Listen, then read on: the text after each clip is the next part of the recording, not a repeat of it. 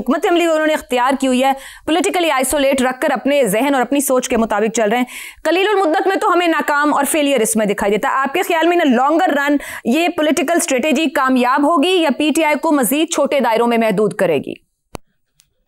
बहुत पहली और बहुत पुरानी बात है, मुझे तो अब याद भी नहीं। मैंने इमरान के बारे में किसी टीवी प्रोग्राम पे एक तबसरा किया था और मैं हैरान हुआ कि जैगम साहब जैसे बंदे को वो याद रहा। बुनियादी बात वही है, ठीक है। एक बात किसी को अच्छी लगे ना लगे, पाकिस्तान की तारीख में जितने पॉलिटिशियंस आए हैं, बानी कुछ इतना कुछ किसी के क्रेडिट पे क्या इसका 1000वां हिस्सा भी नहीं है। सो वो एक बहुत ही किस्म की एक स्ट्रांग आखिरी जो होता है ना, एक इनिंग, बंदा कहता है ठीक है कोई ऐसा करो कि इमॉर्टैलिटी टाइप चीज। मैंने इसको और लफ्जों में पहले बयान किया हुआ है, जैगम साहब ने आप ही के प्रोग्राम में कहा था। अच्छा, दूसरी तरफ जो बात मेरी समझ में नहीं, मैं तजिया निगार तो हूं नहीं, कि इन लोगों से मुज़ाकरात हुए भी तो ये पानी में मधानी के सिवा क्या होगा? हुआ दे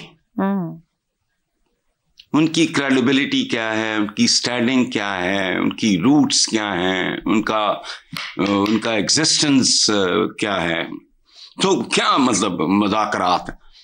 भाई मैं किसी पोजीशन में नहीं हूं, मैं फैसला कौन फैक्टर नहीं हूं, तो मेरे साथ आपने मुज़ाकरात क्या करके टाइम जाया करना, एक बात। अच्छा, और अगर मेरे जैसे बंदे को जिसका पॉलिटिक्स से कोई लेना देना नहीं, शदीद नफरत के अलावा मेरा रिश्ता कोई नहीं इस काम से, तो इमरान को तो बहुत होगा भाई। अच्छा, अगली बात ये है, पीपल हु मैटर, आपका थीसिस उस वक्त दुरुस्त होगा जब पीपल हु रियली मैटर उनके साथ मुज़ाकरात से इमरान खान इनकार करे, तो शायद मैं बाय कर लूं आपका ये सियासी तन्हाई के रास्ते वाली जो बात है। अदरवाइज नहीं, सिंपल हुआ दे मुज़ाकरात। इन लॉन्गर रन फायदा हासिल करेंगे पॉलिटिकल? देखो, सिर्फ पॉलिटिकल फायदा ही नहीं होता, जिंदगी और किसी चीज का नाम सियासत ही कर रहे हैं ना सर। अल्टीमेट उन्होंने वजीर आजम ही बनना था और आगे भी बनेंगे अगर वो आएंगे तो। भाई बात नहीं, ये नहीं सियासत ही कर रहे हैं, फलाना टमकाना। मैं मैक्रो लेवल पे देखने वाला आदमी हूँ। स्पार्टिकस, उन्होंने कहा तुम्हें स्पार्टिकस कौन है? हर बंदे ने बाजू उठा दिया, सबसे पहले उसने उठाया, उसके साथियों ने उठा दिया हाथ। एक मिसरा है, मेरा नहीं है, मैं बहादुर हूं मगर हारे हुए लश्कर में बहादुर और बहादुरी और बेवकूफी के दरमियान एक बड़ी थिन लाइन होती है। जबरदस्त बात कही है, बस ठीक हो गया मिजाजों की बात। जैगम साहब, पीटीआई का कोई लीडर भी मुज़ाकरात की बात करे तो इमरान खान का साथी नहीं है, उनकी बहन अलीमा खान कह रही है, यानी कि पीटीआई में इख्तिलाफे राय का भी मार्जिन नहीं बच गया, इसको भी गद्दारी के खाने में डालने के मुतरादिफ समझ लिया जाए। सियासी लीडर्स मौजूद हैं, असद कैसर या बैरिस्टर गौहर की भी एक से थी जब ये बैठे उस फोरम के ऊपर गुज़िश्ता दिनों। ये फरमाइएगा कि क्या गैर सियासी बहन इमरान खान के लिए मामलात को मजीद बेगाड़ की तरफ ले जा रही हैं? अगर ऐसा है तो क्यों? देखिए आयशा, नक्कारा और बांसुरी एक साथ नहीं बजते। पीटीआई में इस वक्त एक मसला ये है कि 5 बंदे नक्कारा बजाते हैं तो 2 बंदे बांसुरी बजाते हैं। ये दोनों चीज़ें बारी बारी बजाई जाती हैं और टाइगर्स को समझ नहीं आता कि करना क्या है। अलीमा खान इस मसले को हल करने की कोशिश कर रहे हैं, जिस मसले को पॉलिटिकल साइंस की ज़बान में हम मिक्स्ड मैसेजिंग कहते हैं। एक मैसेज पर लाने की कोशिश कर रही हैं ताकि पार्टी एक सिमत में जाए, और वो बांसुरी वालों को शटअप कॉल दे रही हैं कि नकारे वालों की बारी है, बल्कि बांसुरी वालों को कह रही हैं कि यहां से दफा हो जाओ। अब स्ट्रेटजी क्या है? अगर हम स्ट्रेटजी निकालने की कोशिश करें, हम उनको मतलब ये तसव्वुर करके कि वो रैशनल थिंकर्स हैं, जरा सोचने की कोशिश करें रैशनल एक्टर्स के तौर पर, तो जाहिर है हमें नजर ये आता है कि तहरीक के जरिए दबाव डाला जाए, दबाव डालकर ताकतवर लोगों को मजबूर किया जाए कि वो उनके साथ मुज़ाकरात करें, और मुज़ाकरात इमरान खान के टर्म्स पे करें, क्योंकि इमरान खान अपनी टर्म से मुज़ाकरात करना चाहते हैं सिर्फ, और ताकतवर लोगों से करना चाहते हैं, मुक़्तदरा से बात करना चाहते हैं। अब मसला कहाँ पैदा होता है? देखिए, मसला वहाँ पैदा होता है कि दबाव डालते डालते वो इतना दबाव डालते हैं कि 9 मई तक जा पहुंचते और छींका टूट जाता है। दूसरी बात ये होती है कि जब मुज़ाकरात का मौका इमर्ज करता है दबाव के नतीजे में तो उस मौके को गंवा देते हैं। जिस तरह वोट ऑफ नो कॉन्फिडेंस के बाद इमरान खान ने जो दबाव मुसलसल डाला, उसके नतीजे में मुज़ाकरात हुए और बात यहां तक पहुंची कि हुकूमत चंद हफ्तों के अंदर इलेक्शन देने पर तैयार थी, लेकिन दिनों के मसले पर इमरान खान ने कहा नहीं छोड़ दो, और मामला फिर वहीं पहुंच गया। अब ये दो बातें क्यों हो रही हैं? मेरे ख्याल में इसलिए हो रही हैं, एक कि पीटीआई और इमरान खान खुद अपने ही नैरेटिव्स में फंस गए हैं। इनकलाब के नैरेटिव के इस्तेमाल करते करते, इनकलाब के नारे लगाते लगाते वो समझने लग गए हैं कि हम वाकई को बहुत बड़ी इनकलाबी जमात है। पीपल्स पार्टी एक पीटीआई एक मकबूल जमात है।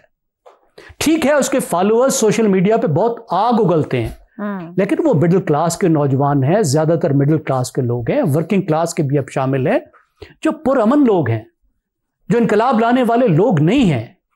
आप चंद दिन के लिए को अपसेट कर सकते हैं, लेकिन आप उनको मोबिलाइज करके इनकलाब नहीं ला सकते। आपने दबाव करके मुज़ाकरात की तरफ ही जाना है, आपको क्लियर होना चाहिए इस बात में।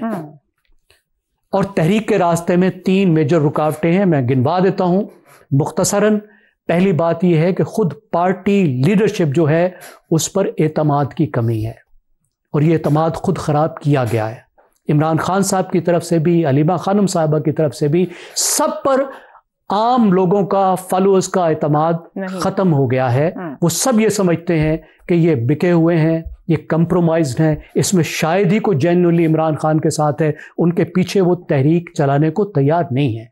इसको कहते हैं कि कमांड फ्रेगमेंटेड है, इसलिए बार बार आपको बदलनी भी पड़ती हैं कमेटियां भी, बार बार आप दूसरी बार वजीर आला भी बदल रहे हैं। दूसरी बात, तहरीक चलाने के लिए आपको एक ऑर्गेनाइजेशन की जरूरत होती है। दुनिया की तमाम अच्छी तहरीकें ऑर्गेनाइजेशन के सर पे चलती हैं। पीटीआई की ऑर्गेनाइजेशन बहुत कमजोर है, पहले भी कमजोर थी, उसको उस लाइन पे बनाया भी नहीं गया, और अब जिस दबाव में है, जिस तरह उसकी लीडरशिप को फारिग किया गया है, लीडरशिप बंद है, उस दबाव में उस ऑर्गेनाइजेशन का और ही बुरा हाल है। और तीसरा इंग्रेडिएंट क्या होता है? लोग खुद, वर्कर्स खुद, कोर खुद।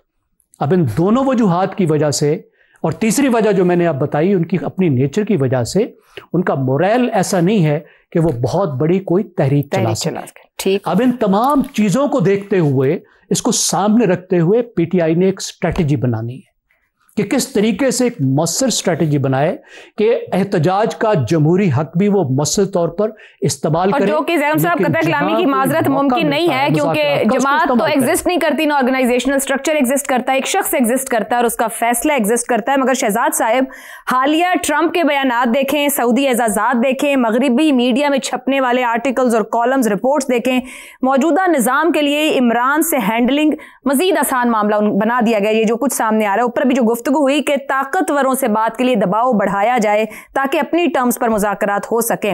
माजी में नवाज शरीफ और बेनज़ीर के लिए आलमी एस्टेब्लिशमेंट के धड़ों ने काम भी किया और उनको वे आउट भी मिला। इमरान खान के लिए वो इंटरनेशनल हिमायत भी नहीं मिल रही और यहाँ के सिस्टम को स्ट्रेंथ मिल रही है कि आप काम करें जैसे करना चाह रहे हैं। देखिए, मैं पाकिस्तान में ही रहता हूँ, मैं बाहर की दुनिया को छोड़ता हूँ, क्योंकि हमारा अपना मसला है और हमें खुद ही हल करना चाहिए, बजाय इसके कि हम ट्रंप को देखें या किसी और को देखें। मेरी बात सुने। पहली बात कि हम ये शहबाज शरीफ साहब हर दूसरे हफ्ते में एक ऐसी बात कर देते हैं, ये किसी दिन चल के खुद से अडियाला जेल क्यों नहीं चले जाते इमरान खान से मिलने?